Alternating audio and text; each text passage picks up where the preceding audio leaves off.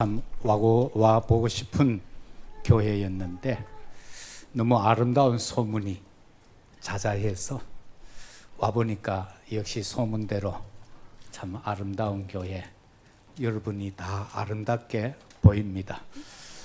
연세 들었다고 기죽지 마시고 참으로 아름다워 보이십니다.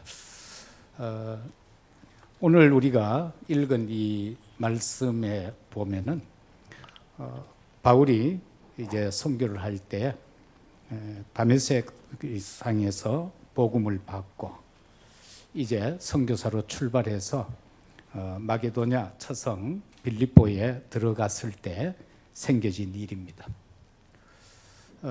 여기서 바울이 들어갔을 때에 영적으로 그 성이 보면은 문제거리가 참 많았죠.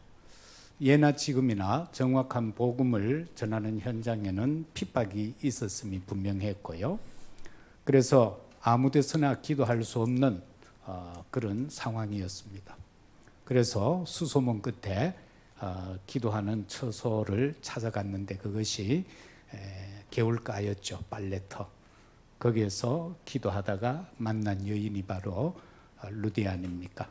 그래서 그 집에 거하면서 이제 복음 사역을 하게 되는데 계속 바울의 눈에 거슬리는 집이 하나 있었죠. 요즘 같으면은 대나무에다가 깃대를 꽂고 있는 그런 집인데 저 많은 귀신 들린 여인, 주인을 이롭게 하는 자.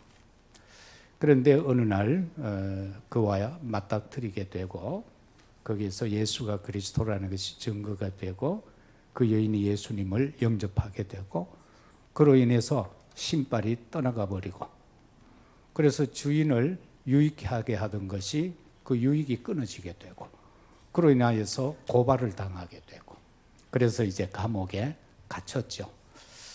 일반적으로 그러한 어려움을 당하게 되면은 뭐 사람들은 다 낙심을 하겠지만은 바울과 실라는 거기에서 찬송하고 기도하고 있었다. 그 중에 이제 하나님께서 매여진 착고를 풀게 하시고 그러하여 그 상황에서 이제 간수가 놀라서 자살을 하려고 하는 그 순간에 죽지 말라고 우리가 여기 있다. 그래서 그가 자기 집으로 그들을 모셔가고 또 거기에서 복음을 받고 가문에 복음화의 역사가 일어나는 바로 그 장면이 우리가 읽은 이 사도행전 16장의 말씀인 것입니다. 저는 여기서 보면서 예나 지금이나 영적 문제는 동일하게 일어나고 있구나. 뭐 서울에 있던 영적 문제, 대구에 있는 영적 문제, 이 나폴리라고 하는 이 여수의 영적 문제, 똑같지 않을까 싶습니다. 그러나 여수는 조금 다른 게 대구는 미인이 없는데 여기는 한국의 3대 미인 중에 한 분이 살고 있는 동네예요. 안 그랬으면 나도 잘 모르는데 우리 교회에 집중하러 와가 한번 그 얘기를 하더라고. 그래서 가만히 보니까 참 미인하고 사는 이 목사님은 행복하겠다. 그런 생각을 했는데 지금 뒷골 당긴다고 손을 갖다 대고 있습니다만은 그래서 참 여수가 오늘 와서 비 오는 중이지만 이곳저곳 몇 군데를 안내해서 가봤는데 참 아름답기가 그지없었습니다. 그래서 참 이 가뭄 가운데 오늘 또 단비를 주시고 그래서 이 여수는 축복된 땅이구나 그 생각을 했습니다. 이 축복된 땅에서 복음으로 인하여 영적 문제 치유받은 여러분들이 해야 할 일은 뭐 당연히 세계 복음화. 그런데 감사하게도 우리 씩씩하신 이양림 목사님께서 지금 얼마나 세계 복음을 위하여 열심히 뛰고 계십니까? 거기에 여러분은 수저 하나만 올려놓고 동참하시면 됩니다. 그런데다가 또 국내에는 사모님이 정신없이 또 다니시더라고요. 그 미모를 자랑하면서 그래서 여러분은 참 행복한 분들이다. 그런 것 같습니다. 안 행복한 분이 딱 한 분만 계시는데 다 행복한 것 같아요. 그래서 이 영적 문제라는 것이 결과적으로는 창세기 3장에서 와진 거잖아요. 우리가 뭔 이런 말 저런 말을 다 해도 결론적으로는 창세기 3장인 거예요. 거기에서 못 벗어나더라는 거죠. 아이도 그렇고 어른도 그렇고 내일 운명할 분도 거기에 매여 있다라는 겁니다. 다시 말하면은 나라는 것에 묶여 있다는 거죠. 그래서 오늘 여러분께서는 나라는 어떤 자존심 또 내세울 게 혹시 조금이라도 있다면은 내려놓으면은 행복하고 속 편하지 않을까 그렇게 생각을 합니다. 그런가 하면은 성경에 분명히 보면은 창세기 6장에서 인간은 참 악한데 생각하는 모든 것이 악하더라. 그렇게 노아 시대를 하나님은 표현하고 있잖아요. 그래서 내가 이 땅에 와서 다 정리하겠다라는 말씀을 하시죠. 그래서 결국은 이제 홍수 문제가 일어나게 되는데 거기에서도 보면은 문제는 뭔가 인간의 욕심이다. 예를 들어 무욕부터 시작해서 정욕으로 나아가서 모든 명예욕 이런 것에 의해서 이게 가장 오늘 이 시대에도 많은 믿는 사람들이 교회 다니면서도 걸리는 부분이 이 문제더라고요. 욕심. 그리고 나아가서 우리가 잘 알고 있는 창세기 11장은 뭔가 하니까 자리다라는 거죠. 이 바벨탑 시대의 사람들은 어느 정도로 자리를 탐냈는가? 탑을 쌓아서 하나님이 있는 하늘나라에까지 가자고 그랬어요. 다시 말하면 하나님의 자리까지 노린 거예요. 그래서 이러한 문제들을 저와 여러분들은 좀 생각을 해야 되겠습니다. 저는 오늘 딴 얘기 많이 할 건 없습니다. 저도 목회가 한 40년 가까이 됩니다만은 자랑할 게 하나도 없고 나타낼 건 하나도 없고 그래서 간증 한 요만큼만 하고 마치고자 합니다. 비도 오고 하는데 여러분 빨리 집에 가셔야 될 것 같고 저는 지금 제 증손자까지 해서 6대째 믿는 기독교 집안입니다. 1895년부터 예수 믿은 집안인데 저는 그래서 아까 내 이 목사님 보고 물어봤어요. 당대 신앙이냐고 물으니까 그렇다 그러더라고요. 그럼 참 체험했고 가슴이 벅차고 설레고 한 그런 많은 것들을 체험했겠구나 그런 질문을 던지는데 사실 저는 그런 게 하나도 없어요. 엄마 뱃속에서부터 새벽기도 다녔고 태어나니까 이제 4대째 믿고 있는 집이었고 시간만 되면 교회 가야 됐고 어느 정도 철들었을 때에 때로는 깨워서 새벽기도까지 업고 가버리고 그러면서 예배는 다 가야만 되는 줄 알았고 그렇다고 여러분 안 가도 된다는 말이 아니고 그렇게 자라났어요. 그렇게 하는 것이 잘 믿는 건 줄 알았고요. 그러다 보니까 저는 단풍 구경 한 번도 못 갔어요. 우리가 대학 다닐 때는 주로 배낭 메고 그 산에 등산도 하고 가서 하루씩 자고 오고 이런 게 아주 유행일 때인데 산 이름을 잘 몰랐어요. 기껏해서 고등학교 때 수학여행 간 설악산 내장산은 있는 줄도 몰랐어요. 그렇게 아름다운 거. 그래서 그렇게 하는 것이 잘 믿는 건 줄 알고 자랐고 그러면서 제가 어릴 때에는 방학 때가 되면은 교회 청소는 초등학교 다닐 때부터 제가 다 했어요. 시골 교회에. 그리고는 종도 제가 다 쳤어요. 그게 그렇게 재밌더라고요.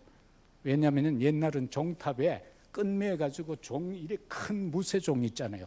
당기면은 이래 돌아가면서 땡땡 끄는데 그걸요 한 50번 60번 치면 그런 재미가 있어요. 잘못 당겨버리면 종이 한 바퀴 휙 돌아요. 그래서 그거를 남한테 안 뺏기려고 그렇게 했어요. 그런데 그것도 주일 되면 2번 치잖아요. 초종을 치고 그 다음에 시작하는 종 2번을 쳐요. 주일날. 그걸 그렇게 열심히 치고 청소도 했는데 그러고 이렇게 하면은 참 잘 믿는 건 줄 알고 지나왔는데요. 그런데 제가 어느 날 보니까 목사가 되어 있었고 저는 진짜 교회 돕는 장로가 되려고 했거든요. 진짜 목사는 안 하려고 그랬어요.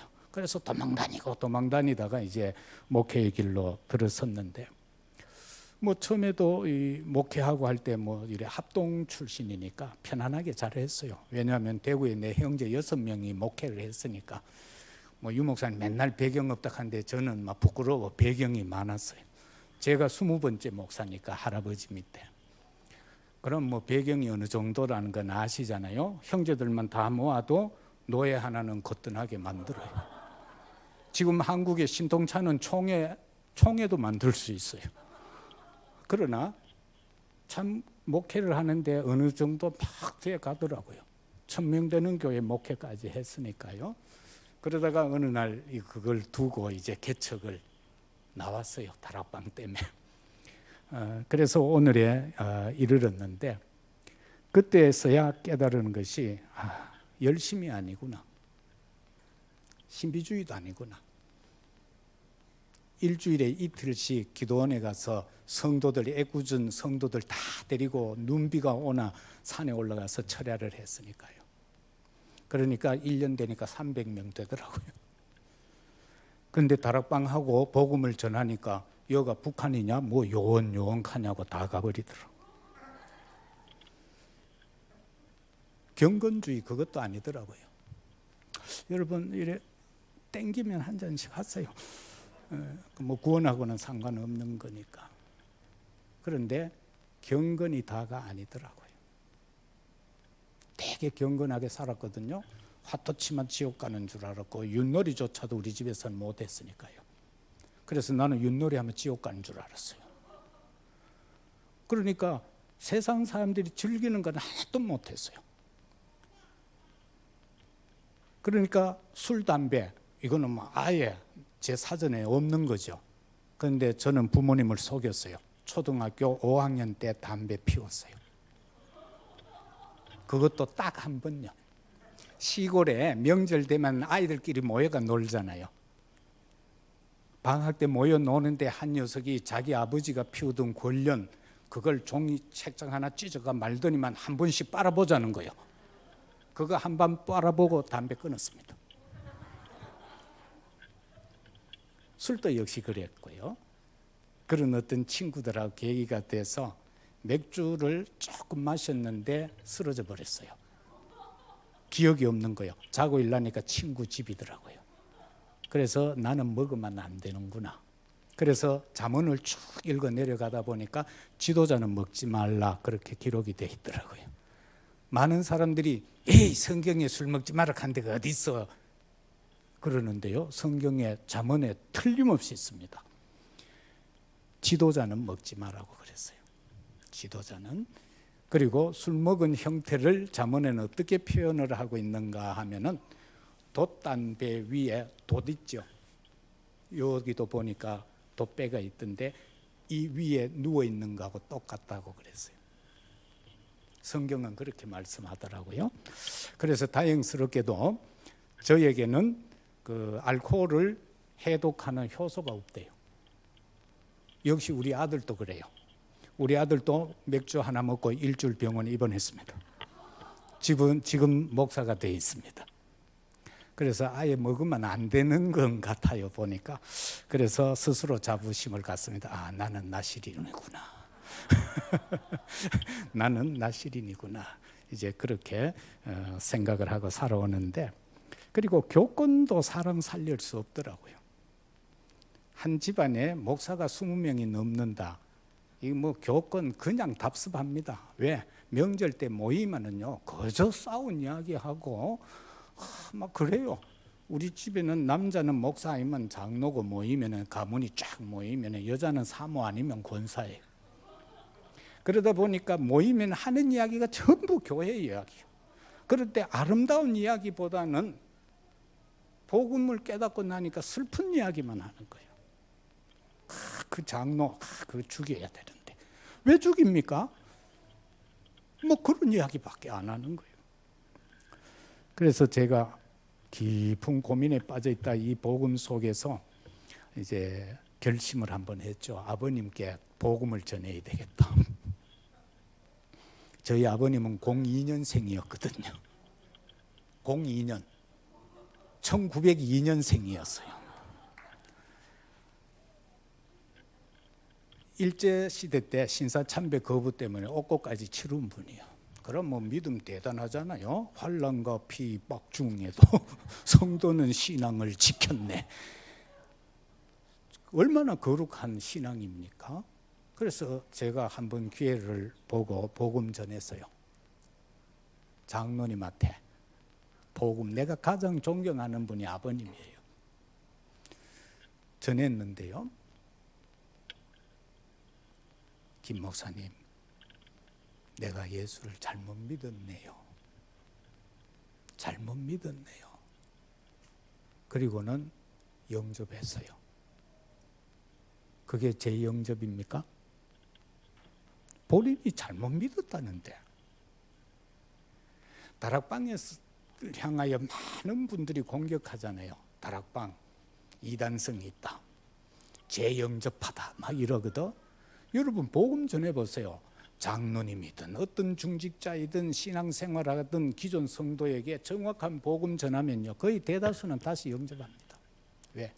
자기가 신앙생활 해왔던 게 잘못 믿은 거라고 알고 있기 때문에. 저도 그러했거든요. 저도 그러했거든요. 뭐가 아쉽겠어요? 그 큰 교회에 있었는데. 그래 지금은 이렇게 조그마한 주머니 같은 교회가 되어졌습니다만은 그래도 전 세계를 향하여 지금 다니고 있는데, 여러분 저는 아버님을 보면서요, 그렇게 존경했던 분이 최고의 신앙가라고 스스로 자부했는데, 왜? 여러분 그 아무나 그 신사 참배 거부합니까? 그렇게 매를 맞고 그거 아무나 하는 거 아니잖아요.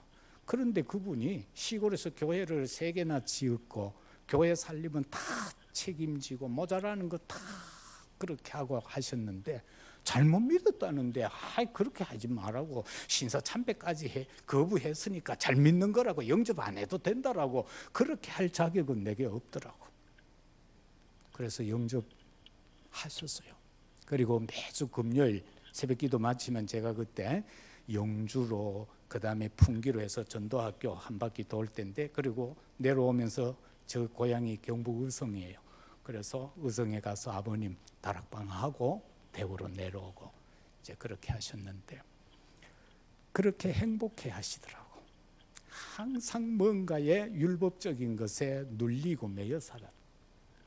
그런데 영접을 하고 나서는 너무 행복하다는 거예요. 참 편안하게. 그리고는 이제 마지막 돌아가시기 전에는 집안 목사 다 모았어요. 왜? 최고 어른이니까 호출하면 다 와야 되잖아요. 다 한 자리에 모아놓고는 다락방이 이단 아니다. 그래서 그때부터 제가 자유함을 얻었어요. 왜냐? 형제들이 집안에 모임이 있어서 모여도 날 안 부르는 거예요. 우리 시골 교회는 아주 오래된 교회거든요. 옛날부터 왔던 교회니까, 우리 할아버지가 세웠던 교회니까 얼마나 오래된 교회였겠어요. 그런데 교회 홈커밍 데이를 1년에 한 번씩 해요. 목사가 참 많은데 안 부르는 거예요. 왜? 이단이니까. 그런데도 교회 규모가 한 요 정도 되는데, 시골 교회가, 그 성구는 제가 다 해드렸어요. 내가 출신이니까 모든 성구를 다 했는데, 그건 또 받더라고. 모임에는 못 오게 하면서 성구는 다 받아서 지금까지 쓰고 있어요. 그래서 이제 자유함을 얻고, 이제 아버님은 몇 년 계시다가 천국으로 가셨습니다. 제가 왜 이 이야기를 하는가?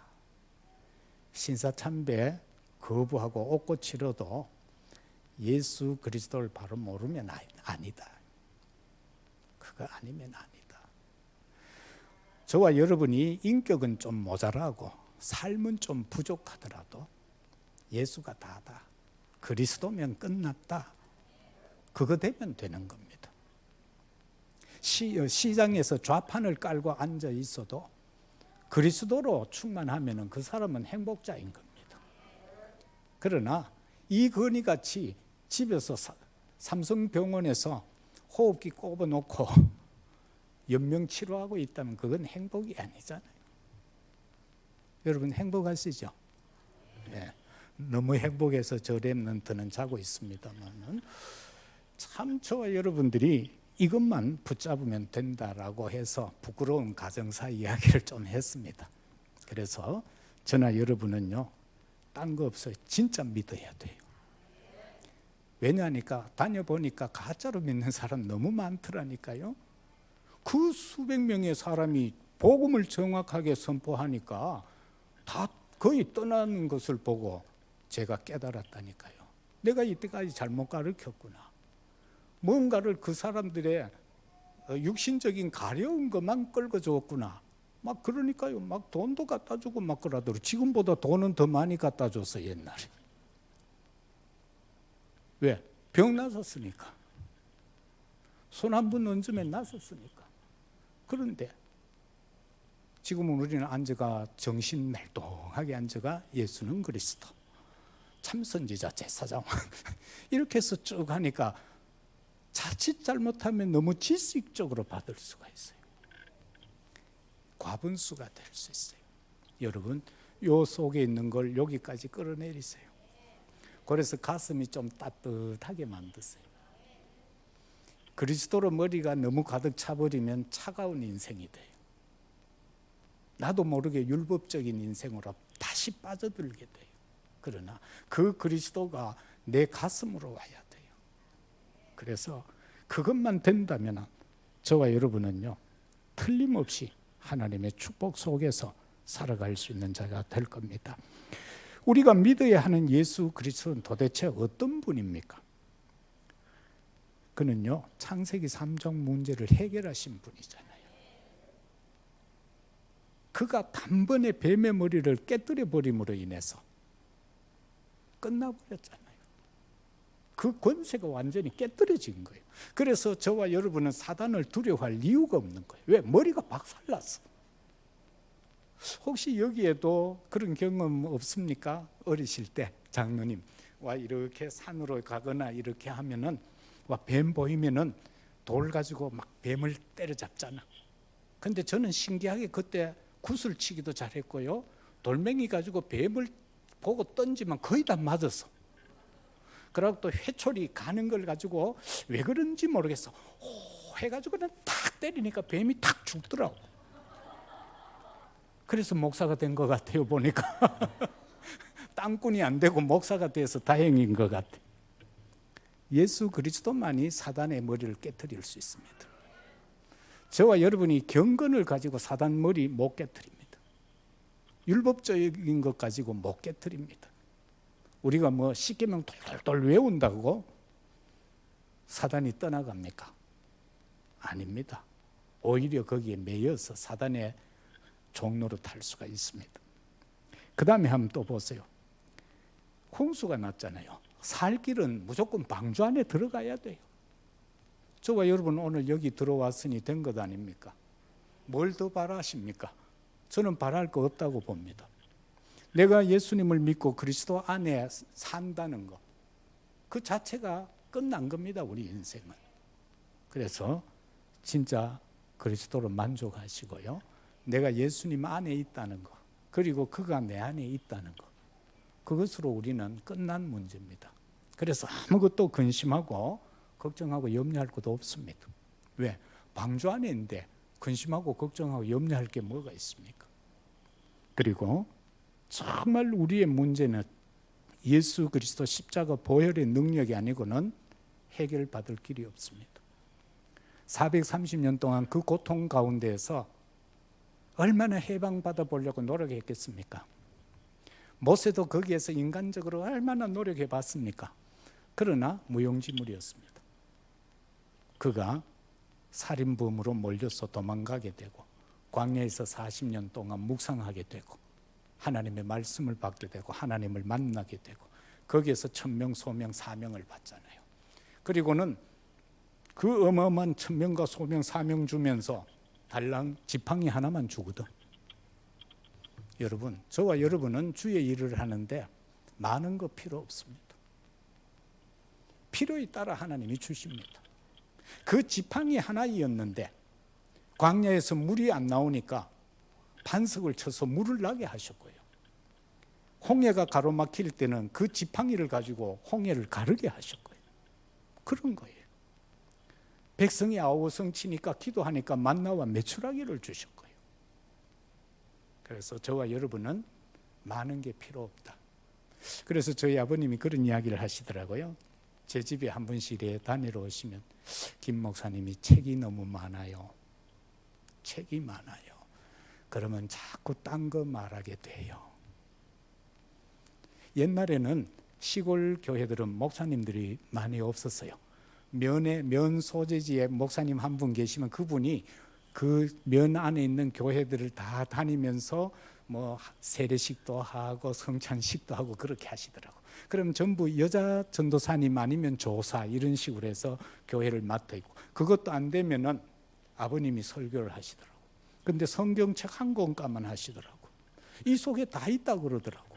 근데 그때는 내가 잘 몰랐어요. 학창 시절에도 그거 잘 몰랐어요. 책이 많아야 되는 줄 알았어요. 그래서 신학교 부교육자 생활할 때까지 거의 대다수 책 사는데 다 허비했어요. 그런데 그건 아니더라. 그 속에 그리스도가 있는 게 아니더라. 그 속에 복음이 있는 게 아니더라는 겁니다. 여러분, 정말로 저와 여러분들에게는 어린 양의 그 유월절의 주인공 대신 예수 그리스도만 있으면 되는 줄로 믿습니다. 그리고요, 이사야 7장 14절처럼 임마누엘, 나와 함께 하시는 그 임마누엘만 되면 되는 겁니다. 나와 함께하는 위드, 우리와 함께하는 임마누엘, 그리고 우리 모두를 하나님의 일을 위하여서 하나 되게 하는 원네스. 이것만 되면 된다. 이것만 되면 된다. 이미 여러분 하나가 되어서 똘똘 뭉쳐져서 이 여수를 살리고, 더 나아가서 이 호남 지역에 있는 많은 미자립 교회를 살리는데 여러분들이 또 쓰임받고 있고요. 또 목사님하고 사모님 국내 전 세계로 다니면서 이 복음을 전하는데 여러분이 함께하고 있다는 것, 이거 벌써 위드요, 임마누엘이요, 원네스의 축복을 함께 누리고 있는 것 볼 때 너무 감사합니다. 이거 앞으로 절대 놓치지 마시고 주님 앞에 가시는 그날까지 지속적으로 여러분들이 이 축복을 누려가시기를 주 이름으로 축복합니다. 그러면서 정말 저와 여러분들이 믿어야 하는 이 예수 그리스도는 누구신가? 바로 살아계신 하나님의 아들이라는 겁니다. 여수시장 정도도 아니고요, 전남도지사 정도도 아니에요. 살아계신 하나님의 아들이다. 그가 곧 하나님이시다. 그가 나와 함께한다. 그가 나의 왕이다. 그가 나를 보고는 나는 너를 택하여 불렀다고 해요. 얼마나 감사한 일. 그러면은 이 그리스도가 하신 일이 뭐예요? 우리 잘 알고 있는 138이에요. 그의 사도행전 1장 1절은 뭡니까? 하나님의 말씀, 언약은 성취된다는 것 아닙니까? 다시 말해서 앞에 말씀했던 이 창세기 3장 15절, 그리고 6장 14절, 출애굽기 3장 18절, 이사야 7장 14절, 마태복음 16장 16절, 이 말씀이 언약으로 전달되어져 왔는데 이 말씀이 성취된 현장이 바로 갈보리산이다. 그래서 예수님은 여기에서 다 이루었다라고 선언하셨던 것입니다. 그래서 저와 여러분, 예수님 다 이루어 놓은 잔치상에 앉아 있는 거예요. 그 잔치의 현장에 저와 여러분들이 참여해 있는 것 아닙니까? 그래서 예수님이 내가 너를 택했다는 것 아니에요. 그래서 내가 너를 지명하여 불렀다. 수많은 사람 가운데에 저와 여러분은 예수님에게, 하나님에게 성령에 의하여서 지명되어서 부름받은 자인 줄로 믿습니다. 그렇기 때문에 저와 여러분의 신분이라는 것은요, 그냥 믿는 자 수준이 아니에요. 하나님께서 지명하여 불렀다. 많은 사람 가운데. 그래서 여러분의 교회는 바로 말씀 성취의 모델적인 교회가 되기를 예수님 이름으로 축복합니다. 그 예수님이 말씀 성취하는 데는 참 선지자, 제사장, 왕으로서의 성취인 것입니다. 참 교회 지금까지 이렇게 지나온 여러분의 역사를 잠깐 목사님한테 들었어요. 참 감동적이었어요. 그리고 내가 생각했던 것보다는 이 목사님 그릇이 엄청 크구나, 그걸 느꼈어요. 그래서 제가 씩씩하게 왔다가 기가 죽었어요. 참 우리 2세대들이 정말 귀하게 하나님 앞에 서 있구나. 앞으로 이 다락방 복음 사역은 더 힘있게 하나님 앞에 영광이 돌려지겠구나. 그래서 더 이상 걱정, 고민 안 해도 되겠구나. 우리는 다 물러나도 되겠구나, 그 생각을 하는데 어른들은 120년까지 산다고 하니까 제가 고민이에요. 저도 제 마음에 다짐했던 걸로 하면은 곧 은퇴해야 돼요. 그런데 어느 날 하나님이 음성이 왔어요. 야 임마, 네가 했는 게 뭐 있다고 물러날라 하냐. 네가 해놓은 게 뭐 있다고. 그래 가만히 보니까 해놓은 게 없어. 그렇다고 해가 또 안 할 수도 없고 할 수도 없고 지금 진퇴양난입니다. 그래서 기도하고 있습니다. 아버지, 이거 어떻게 하면 좋습니까?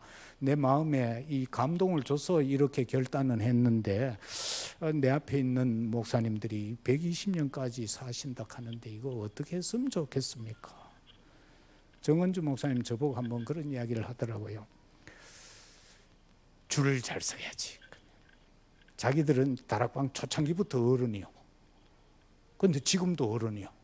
우리는 초창기부터 차 심부름했는데 지금도 커피 심부름하고. 정은주 목사하고 내하고는 신학교 동기거든.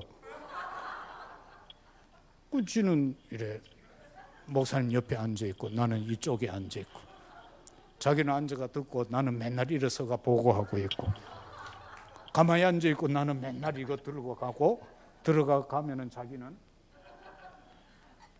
마시고. 이게 뭐지?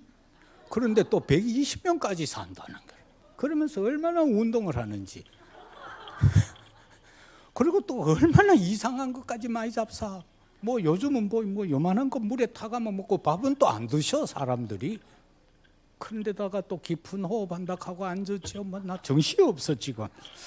안절해도 될 낀데 싶은데 말이죠. 우리 어른은 내가 태어나기 전부터 돌아가신다고 그랬대요. 왜냐하면 고문 후유증 때문에. 근데 96년 살다 가셨거든. 내가 장가 가서 손자 손녀 다 보고 그래 돌아가셨거든. 불신자도 그렇잖아. 인명은 제천이라.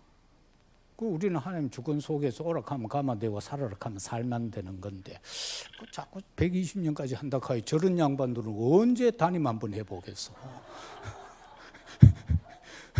그럼 나도 120년, 이 목사님도 120년, 빨리 개척해라.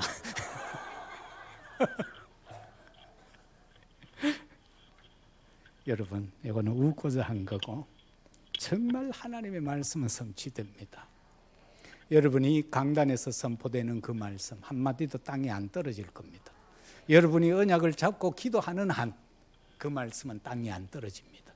그런데 어떤 이들에게는 땅에 떨어져서 마귀에게 짓밟혀 버리고요, 어떤 이들에게는 그거 응답과 축복으로 임하게 되는 겁니다. 그래서 천주교에서 한 말 중에 내가 인정하고 싶은 말이 한마디가 있어요. 내 탓이라. 여러분이 축복받고 못 받고 사역의 현장에 역사가 되고 안 되고는 여러분 탓입니다. 목사님 탓 아닙니다. 내가 목사라서 한 이야기가 아닙니다. 내가 살아보니 그렇더라고요. 목회해 보니까 그렇더라고요. 그 다음에 저와 여러분들이 또 간직해야 될 것은 사도행전 1장 3절 아닙니까? 하나님의 나라.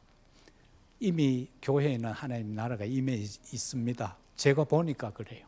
여러분의 가정에 내가 안 가봐서 모르겠어요. 그런데 다행스러운 건 여러분을 이렇게 보니까 하나님의 나라가 여러분 개인에게 다 임했는 것 같아요. 그러면 여러분 나라에도, 가정에도 하나님 나라가 임했을 거고, 여러분의 산업 현장에 우리 렘넌트들 학업에 하나님의 나라가 임하였을 줄로 믿습니다. 그리고 집중하세요. 말씀에 집중하고 예배에 집중하고, 그리고 거기에서만 그치지 말고 여러분의 삶과 여러분의 산업, 직장에도 집중하세요. 우리 아들이요, 큰 놈은 목사인데 작은 놈은 대기업 간다고 맨날 응시만 하고 5년 지났어요. 그래서 제가 한마디도 안 했어요. 그런데 한 번은 기회가 있어서 이제 선교대회 집회 한 주간 다 참석시켰어요. 딱 갔다 오더니만 말했어요. 아버지, 제가 무슨 일이든 해야 될 이유를 찾았습니다. 그러니까요, 직장문이 열렸어요. 그래서 지금 열심히 일하고 있어요. 그러면서 식주인의 천명, 소명, 사명을 붙잡았다고 그러더라고. 내가 볼 때는 아직은 아닌데 몇백만 원밖에 못 받으면서 식주인이 되겠대요. 그러면은 돼요, 안 돼요? 자기가 언약 붙잡았는데. 내가 그걸 못 누릴지라도 내 후대에는 누려질 것 아닙니까? 걱정이 없잖아요. 틀림없이 되리라고 믿습니다. 우리 자녀들에게 이러한 미션이 전달되어져야 합니다. 그냥 끝나지 말고요. 저는 우리 아버지 어머니가 꼭 새벽기도 갔다 오면요, 괜히 자는 놈 머리통을 붙들고 주의 종되게 하옵소서 기도하시더라고. 그거 좀 싫더라고. 왜? 차가운 손을 얹어가 곤히 자고 있는데, 그러니까 막 머리가 서늘한 게. 그래서 그 부모님의 기도는 참 무서운 걸 내가 깨달았어요. 그렇게 안 하려고 그러는데 지금 목사 됐잖아요. 그래서 여러분 자녀를 위해서 기도할 때요, 단디 생각하고 기도해야 됩니다. 잘못하면 자식을 혼란에 빠뜨립니다. 그래서 기도를 진짜 깊이 생각하고 언약적 기도를 해야 돼요. 이게 바로 저와 여러분들이 가져야 할 것들이죠. 그래서 항상 62가지 삶을 가지고 올인하시고요.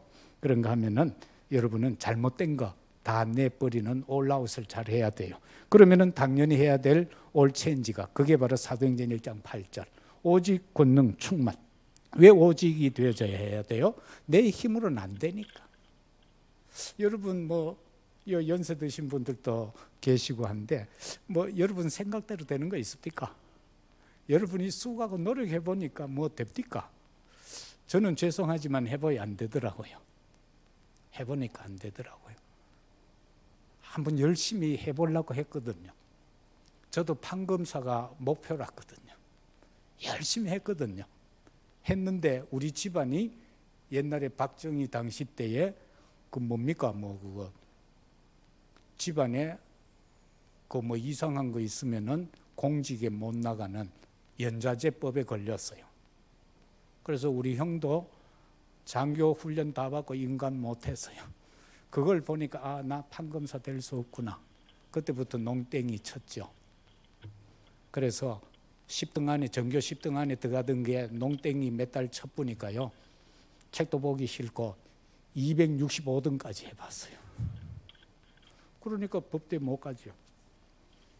700명 중에 265등 해가지고 어떻게 법대를 갑니까? 그런 것처럼 마음대로 되는 건 하나도 없어요. 그런데 한번 보세요. 그 악한 어려운 환경 속에서 사도행전 1장 14절에 그들이 한 자리에 모여서 오로지 전혀 기도에 힘쓰더라. 그런데 그들을 통해서 모든 일들이 다 되어져 버렸어요. 바로 여수에서 가장 큰 교회는 보기로 큰 교회는 아닐 겁니다. 그러나 내실적으로는 저는 가장 큰 교회라고 믿습니다. 그러면은 여러분은 여수를 어떻게 해야 돼요? 예? 어떻게 해야 돼요? 여수 보고만 해야죠. 딴 거 있습니까? 예? 딴 거 없습니다. 우리는 나의 환경과 모든 여건을 보면서 안 된다라고 하면 안 됩니다. 하나님이 원하시면은 그저 나는 지팡이와 같은 도구로 쓰임받으면 될 줄로 믿습니다. 그래서 여러분의 교회가 기도의 모델적 교회가 되기를 주의 이름으로 축복합니다. 마지막으로 예수를 그리스도로 믿음으로 복음 회복한 우리는 어떻게 살아야 하는가? 많은 분들이 복음 이야기는 많이 하고 복음을 전하고 그걸 붙잡아요. 그런데 실제 신앙생활 속에서 안 되는 게 있더라고요. 그게 바로 갈라디아 2장 20절입니다. 그게 되어져야 완벽한 복음이 되어져요. 여기에서 많은 문제들이 오더라고요. 왜? 안 죽더라니까. 목사인 나도 잘 안 죽어요. 그래서 화를 얼마나 잘 냈는지 몰라요. 지금은 조금 졸업을 했습니다마는 얼마 전까지만 해도 제 가방 속에는 항상 소책자 하나가 있었어요. 나는 자주 화를 냅니다. 아주 소책자인데 그 화내는 것을 방지하고 이기는 여러 가지 내용의 이야기들이 있는 소책자예요. 한번 화내면 그것도 끄집어내서 보고요. 그런데 지금은 안 가지고 다닙니다. 그래서 일단 저하고 같이 사는 분이 한 분이 그런 이야기를 하더라고요. 요즘 목사님이 조금 복음됐는 것 같습니다. 대구에 가면 율법의 계보가 있습니다. 박지원, 김일한 이런 율법의 계보가 쭉 있는데 이제 거기서 조금 졸업을 한 것 같아요. 많은 분들이 우리 교인들도 그렇게 해요. 옛날엔 옆에 잘 못 왔어요. 워낙 잣대니까. 조금 잘못됐다면 큰일 나니까. 그런데 요즘은 같이 놀자 해서 좀 귀찮습니다. 여러분 목사님 보니까요, 뭐 같이 숨바꼭질도 해야 될 그런 상황인 것 같아요. 보니까 다 좋습니다. 그러나 간격을 요만큼은 두세요. 조금은 두세요. 친한 것도 좋지만은 너무 가까이 가다 보면 은혜로울 때는 괜찮은데 은혜가 조금 떨어지면은 이상한 게 조금 보여지게 됩니다. 그러면은 그게 입으로 나와지게 됩니다. 그러면은 사단은 춤을 춥니다. 그래서 오죽했으면 성경에서 2000규빗을 띄우라고 했겠습니까? 그래서 정말 저와 여러분은 내가 그리스도와 함께 십자가에 못 박혔다. 그런즉 이제는 내가 사는 것이 아니요 오직 내 안에 그리스도께서 사는 것이다. 이제 내가 육체 가운데 사는 것은 나를 사랑하사 나를 위해서 자기 자신을 버리신 하나님의 아들을 믿는 믿음으로 산다. 하나님의 아들을 믿는 믿음으로 살아야 하는 겁니다. 딴 것과 살면 안 됩니다. 그리고 로마서 바로 이걸 가르쳐서 저는 예수 그리스도 믿는 삶이다. 저와 여러분은요 예수 그리스도를 믿는 삶이 돼야 돼요. 그리고 로마서 16장 1절에서 27절 이거는 뭐 우리가 자나 깨나 오매불망 아닙니까? 뭐지요? 아까 기도에서도 나왔어요. 보호자가 된다, 동력자가 된다, 식주인이 된다. 이거는 이미 목사님 강단을 통해서 설명을 잘 들었을 줄로 압니다. 이거 한번 해보세요. 진짜 멋있는 거예요. 이거는 예? 보호자가 되고 동력자가 되고 식주인 되고 친척 같은 사람이 되고 사랑받는 자가 되고 수고하는 자가 되고 그러면서 또 칭찬받고 이거는 배려와 이해와 용서가 없이는 이룰 수 없는 겁니다. 그리고 내가 무엇을 어느 정도 갖추어서 이걸 한다라고 하면 죽을 때까지 할 수가 없습니다. 지금 당장 해야 되는 겁니다. 지금 당장. 그렇게만 되면은 자연스럽게 상상도 못했던 역사들이 일어나게 됩니다. 저희들도요 수년 전에 이 임대로 있던 데서 쫓겨나게 생겼어요. 그래서 어떡합니까? 한 달 만에 나가야 되는데 그래서 우리 사모님이 왔다 가셨지만 이제 그 건물을 사게 된 거예요. 갑작스럽게 막 그렇게 되어졌는데 작은 건물 4층짜리를 지하 1층 지상 4층 대로변에 그 대신에 이제 주차장이 없어요. 대로변인데 건물이 작다 보니까 그런데 그걸 중직자들이 마음이 딱 모아지니까 되더라고요. 아직은 빚을 좀 갚아가는 길에는 있지만은 그렇게 해서 교회 건물이 세워지게 되더라는 겁니다. 그래서 작은 것에서부터 출발이 되어져야 된다. 많은 걸 하나님은 원하지 않잖아요. 어린아이 도시락 하나 가지고 5,000명 먹이고 12강주리가 남았는데 하나님이 뭐 못해서 우리 걸 원하겠습니까? 이 지상이니까 너가 알아서 하라는 거지. 내가 뒤에서 역사할 테니까 일은 너가 하라는 거예요. 바로 거기에 저와 여러분이 순응만 하면은 일은 하나님이 하시는 거예요. 우리는 그저 도구일 뿐인 거예요. 그래서 우리는 도구이기 때문에 또 종이기 때문에 머슴이기 때문에 우리 주장은 필요가 없는 거예요. 머슴이 뭔 주장이 필요합니까? 주인이 걸음지고 가서 밭에 가서 뿌리고 오라 하면 예라고 해야지. 아, 주인님 오늘 날씨를 보니까 오늘은 하면 안 되겠습니다. 밤매라고 그러면 밭을 매야지. 아, 오늘은 날이 너무 더워서 못하겠습니다. 그러면 안 되는 것 아닙니까? 우리는 그저 하나님이 말씀 가운데서 세계 복음화를 위해서 237을 위해서 우리에게 주신 천명 소명 사명 그거 일심전심 지속으로 하면 되는 거예요. 내가 잘하고 못하고가 아니라 그 일을 신육만 해도 하는 척 신육만 해도 역사는 하나님이 하신다. 이게 바로 세계 복음하고 복음을 전하는 삶인 겁니다. 237을 여러분의 가슴에 꼭 품으세요. 그리고 나는 한 나라의 선교사를 파송해야 되겠다. 이 마음을 꼭 한번 가져보세요. 저희 할아버지가요 1895년에 예수를 믿을 때에 믿은 계기가 뭐 예수가 그리스도다 이것 때문에 믿은 게 아니었다고 그래요. 나는 뵙지를 못했어요. 내가 태어나기 돌아갔었으니까.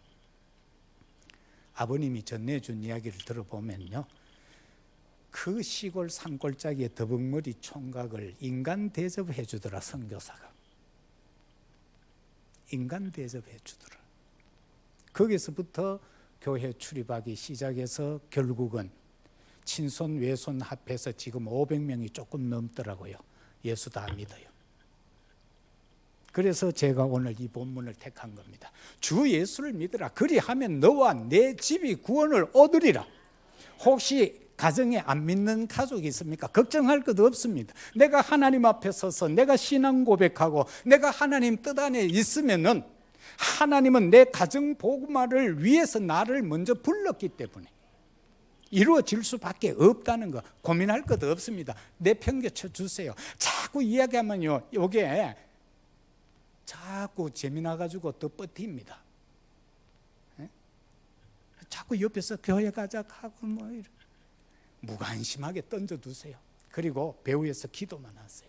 그러면 하나님 약속했잖아요. 나를 믿게 했는데 주 예수 믿으라. 그러면 너와 내 집이 구원을 얻으리라고 이미 성경에 기록되어져 있잖아요. 그러면 믿으면 될 것 아니에요.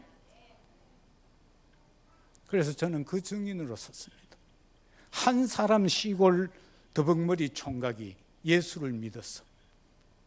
그런데 그로 인하여서 친손 외손 500명이 넘는 사람이 다 예수 믿었어.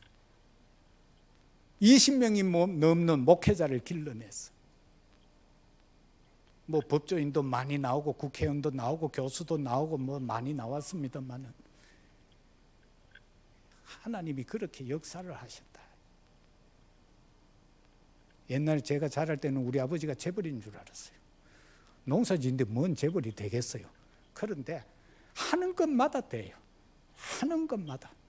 마늘 심으면 마늘값이 올라가고 양파 심으면 양파값 올라가고 고추 심으면 고추값 올라가고 안 되는 집구석은 양파 심으면 양파가 똥값 되고 마늘 심으면 그거는 막 생각도 할 것도 없고 고추 심으면 탄저병 와버리고 막 안 되는 거예요. 그래서 온 마을이 우리 집을 바라보는 거예요.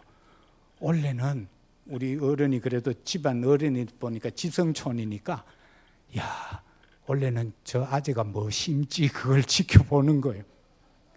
그리고 마늘 같은 것도 옛날에 우리 어릴 때 보면은 GMC 차가 막 들어가 막 몇 트럭씩 싣고 가요. 그러면 꼭 그 장사꾼들이 알아요. 우리 집 물건이 팔려야 온 동네 걸 다 사갈 수 있다는 거를. 왜? 우리 아버지가 항상 좋은 금에 파니까. 그래서 딱 지키고 있는데 장사꾼들도 그걸 알잖아요. 그래 우리 집에 와서는 뒷거래를 해요. 살짝 윗돈을 주고 우리 거를 사고 그래야 온 동네 거를 사니까. 이걸 왜 이렇게 됐는가? 저희 아버지는 정확한 11조를 하시더라고요. 정확한 11조를. 옛날엔 전부 현물 11조 했어요. 그러면은 탈곡을 하면 별을 예를 들어 뭐 200섬이다 이래 하잖아요. 그러면은 200섬이면은 40가마예요. 그걸 드려야 되는데 몇 가마니를 더 해요. 왜? 이거 대고 할 때 잊어버릴 수도 있고 그렇다고. 그러면서 말로 될 때는 교회용은 봉두로 위로 막 하고, 우리 뒤지에 넣는 거는 쫙 해서 넣고, 사과도 마늘도 현물 좋은 것으로 11조 드리고, 그 잘못하면은 큰일 나요. 그래서 제가 어디 가서 한번 질문해 봤어요. 정확한 11조 하는 사람 손들을 가야 아무도 없더라고요. 우리는 다 11조 한다 그러는데 제 계산법으로 보면 여러분도 좀 위태위태할 겁니다. 많은 분들이 보면은요, 수령외과 11조 하죠. 그거는 정확한 11조 아닙니다. 진짜요. 모든 수입을 다 해야 돼요. 모든 걸 세금 떼기 전걸로 11조 해야 돼요. 그래야 그게 정확한 11조예요. 그래서 말라기에서는 분명히 약속했잖아. 시험해 보라고 그랬어. 11조 하면 내가 어떻게 하는가? 축복한다고 그랬잖아. 그런데 왜 많은 믿는 사람들이 복을 못 받아요? 물질적 복을 정확한 11조를 안 해서 그래요. 11조만 정확하게 하면 무조건 하나님은 물질의 축복은 주게 돼 있어요. 왜? 그래야 세계 복음화를 하니까. 저는 그것의 산 증인입니다. 죄송하지만 제가 목사지만 우리 교회에서 11조 제가 헌금 총액 가장 많습니다. 저는 생기면은 거의 다 헌금해 버립니다. 왜? 집사람은 내하고 둘이만 사는데 뭐 집 있겠다 조금만 먹으면 되죠. 예? 조금만 먹으면 되죠. 한번 그래 해보세요. 우리 어른이 그렇게 하시더라고요. 시골에서 소문났어요. 저 집은 1년에 대구에 집 한 채씩 산다. 농사 지어서 어떻게 집 한 채씩 사겠어요. 근데 옛날엔 제가 어릴 때 보니까 대구에 한 8칸짜리 한옥이 한 450만 원밖에 안 했어요. 그런데 1년에 그거 이상씩 수입을 봤어요.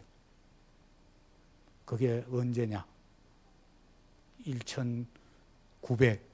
1960년대부터 해서 그렇게 했어요. 그래서 그걸 저는 보고 자라났어요. 우리 형제들이 다. 그게 얼마나 중요한지 모릅니다. 여러분 자녀 렘넌트들에게 이렇게 하라 메시지가 중요한 게 보여줘야 됩니다. 보여줘야 돼. 그거 이상의 교육은 없습니다. 얘야 공부해 이렇게 해놓고 아빠 엄마는 텔레비 보고 앉았는데 그 공부가 됩니까? 방 안에 앉아가지고 휴대폰을 다 보고 앉았는데 실천을 해야 돼요. 그 다음에 저와 여러분들은 하나님의 뜻을 따르는 삶, 바로 누리는 삶이 돼야 돼요. 데살로니가 전서 5장 16절 18절입니다. 항상 기뻐하라. 쉬지 말고 기도해라. 범사에 감사해라. 무조건 기뻐하세요. 한 대 얻어맞아도 예수님 뭐했어요? 이쪽 갖다 대라고 그랬잖아요. 요만큼 가자고 하면 그 사람이 겁이 나서 요만큼 가자고 했으니까 이만큼 가주란 말이에요. 응? 그 사람이 요거 달라고 하면은 이것까지 줘버리라 그 말이에요. 왜? 내가 그걸 채워주겠다는 의미 아니에요. 내 가진 것을 남에게 주면은 하나님은 그걸 채워주겠다는 거예요. 교회도 그래요. 교회도요, 선교를 막 하면은 어떤 사람들은 그러거든요. 선교하면 제 정도 없는데 하고도 천만의 말씀. 선교해 보세요. 하나님 채우는 거 안 채우는 거. 다 채워주셔요. 그게 하나님의 방법인 거예요. 그래서 하나님의 뜻을 따라 살아야 돼요. 우리는 내 뜻과 살면 안 됩니다. 내 계획, 내 수단, 내 방법이 아니에요. 항상 기뻐해라. 무조건 기뻐해라. 그리고 쉬지 말고 기도하라. 딴 방법 없어요. 내 선배 중에 한 분이 교수가 그런 이야기를 하더라고요. 옛날에 닷도 다능하고 솥도 소능하고 묻도 무능하다. 기도 많이 하면 큰 능력이 오고 기도 조금 하면 작은 능력 오고 기도 안 하면 능력 하나도 안 온다. 그런데 우리는 능력 많이 받아야 돼요? 안 받아야 돼요? 우리는 다 24시 하잖아. 그러다가 집중 강사가 둘이나 있어, 이 교회는. 그럼 끝났지 뭐. 그래 여러분 몽땅 집중으로 들어갔다 어떤 일이 일어나겠어요? 에? 세상에 성공한 사람도 육신적인 것에 집중하니까 그렇게 성공하는데 우리는 영적으로 집중한다. 어떤 일이 일어나겠는가? 그건 뭐 말 안 해도 여러분 이미 다 아실 거니까 말씀했겠습니다.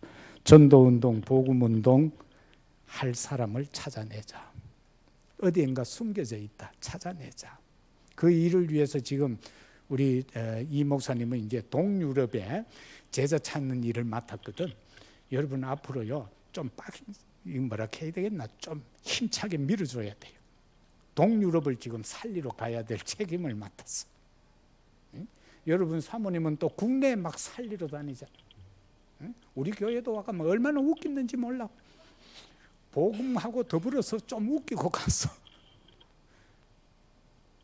여러분 진짜 전도운동, 복음운동하는 제자를 찾자. 그리고 지역 살릴 전도운동의 모델적 교회가 되기를 주의 이름으로 축복합니다. 237 나라 살릴 선교운동, 바로 여러분은 이제 체코를 맡았잖아요. 그러니까 이 프라하만 생각하지 마시고 체코를 살리자. 체코를 살리자. 거기에 선교사님이 한가정 계셔요. 그런데 때로는 마음에 뭐 요만큼 안 될 때도 있을지라도 한 분 확실히 밀어버리세요. 그러면은 거기에 놀라가지고 세계복음화에 쓰임받는 선교사가 틀림없이 되리라 보고요. 그래서 동유럽 함께 더불어서 살리는 우리 참 소망교회가 되어지기를 바랍니다. 정말 하나님이 원하시는 복음 온 땅에 전하는, 시대 살리는 증인의 교회가 되시기를 예수 그리스도 이름으로 축복합니다. 아버지 감사합니다. 우리에게 이 복음으로 말미암아 깨닫게 하시고 또 누릴 수 있는 은혜를 주셔서 감사합니다. 예수님이 아니었으면 우리가 지금 이 시간 어디에 있었을는지 생각하면 끔찍합니다. 그리스도와 함께 살아가는 자 되게 해 주셔서 감사합니다. 하나님 나라 축복 속에 살게 해 주셔서 감사합니다.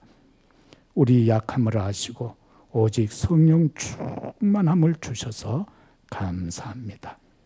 그리고 우리에게 주신 미션을 붙잡고 하나님 앞에서 살아가는 자 되게 해 주셔서 또한 감사합니다. 귀한 목사님과 사모님을 모시고 함께 복음화에 동참되어진 것도 감사합니다. 귀한 장로님들과 모든 중직자들이 정말 원내스 되어져서 이 일에 하나님 앞에 헌신되게 하심을 감사합니다. 이 여수 지역뿐만 아니라 이 민족 위에서 아름다운 소문이 계속하여서 전하여지는 교회로, 하나님이 가장 기뻐하고 사랑하는 교회로, 237 나라 살리는 데 쓰임받는 교회로 이미 세워주셨사오니 하나님이여 더 크게 영육간에 역사하셔서 더 크게 쓰임받는 귀하고 아름다운 그릇 되게 하여 주옵소서. 감사하옵고 주 예수 그리스도 이름으로 기도드리옵나이다. 아멘.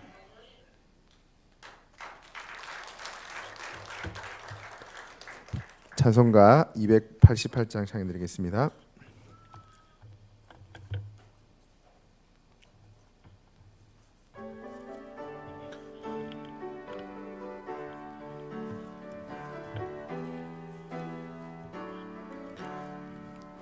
예수를 나의